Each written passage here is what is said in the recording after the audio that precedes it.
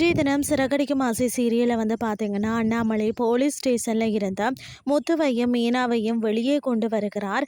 அதற்கு பிறகு அவர்கள் இருவரும் மீனா வீட்டுக்குள்ள மீண்டும் வர வேண்டும் என்றால் அந்த டுபாக்கூர் சாமியாரை கண்டுபிடிக்கணும்னு சொல்கிறார். அதற்கு பிறகு திருட்டு நகை விற்கும் இடத்திற்கு மீனாவும் முத்துவும் மறைந்து கொள்கிறார்கள். அந்த நேரத்தில் சீதாவின் தாலியை திருடி சென்ற பொய் சாமியார் அங்கு வாரார். அவர் இன்னும் வந்து இருவரை கூட்டி வந்து அங்கு இருப்பவர்களை காணல என்று தேடுகிறார். அந்த நேரத்தில் மீனா கையில் வந்து திரிசூலத்துடன் வந்து அவர்களை வந்து புரட்டி எடுக்கிறார்.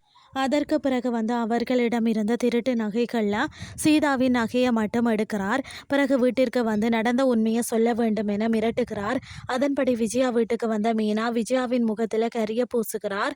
ஆரம்பத்தில் யோசியரை நம்பிய விஜயா அதற்கு பிறகு அவருடைய வாயாலேயே அனைத்து உண்மைகளையும் கேட்டு அதிர்ச்சியாகி விடுகிறார்.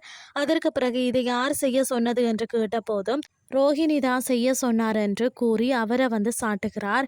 மேலும் ஸ்டோர் ரூமில் வைத்து பொய் ஜோசியம் சொல்ல வந்து சொன்னதும் ரோஹிணி தான் என அனைத்தையும் போட்டு உடைக்கிறார். இதுதான் இன்றைய நாளுக்கான எபிசோட்.